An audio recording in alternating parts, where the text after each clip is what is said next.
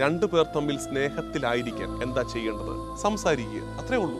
എപ്പോൾ സംസാരം മുറിയുന്നോ അപ്പോൾ സ്നേഹബന്ധങ്ങൾ അകലാൻ തുടങ്ങും. സംസാരിച്ചുകൊണ്ട് ഇരുന്നാൽ ആ സ്നേഹം തുടരും. നമ്മൾ ജീവിതത്തിലേക്ക് നോക്കിയാൽ മതി. ഇടയ്ക്ക് സംസാരിക്കാൻ മറന്നുപോയ കാലത്ത് ബന്ധങ്ങളൊക്കെ അകന്നകന്ന് പോകാൻ തുടങ്ങിയിട്ടില്ലേ? അതേസമയം ഒരാൾ സംസാരം ഇനിഷ്യേറ്റ് ചെയ്യുന്ന ബന്ധങ്ങൾ തുടരുന്നില്ലേ?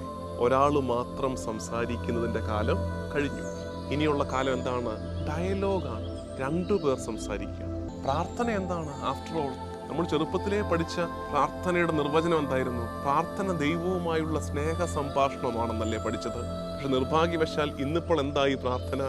ഇന്ന് പ്രാർത്ഥന എൻ്റെ ആവശ്യം പറച്ചിൽ മാത്രമായിട്ട് ചുരുങ്ങിയിരിക്കുകയാണ്. പ്രാർത്ഥന സ്നേഹ സംഭാഷണമാണ്. എല്ലാ സൗഹൃദങ്ങളിലും സാധാരണത്വം ഉണ്ടാകട്ടെ.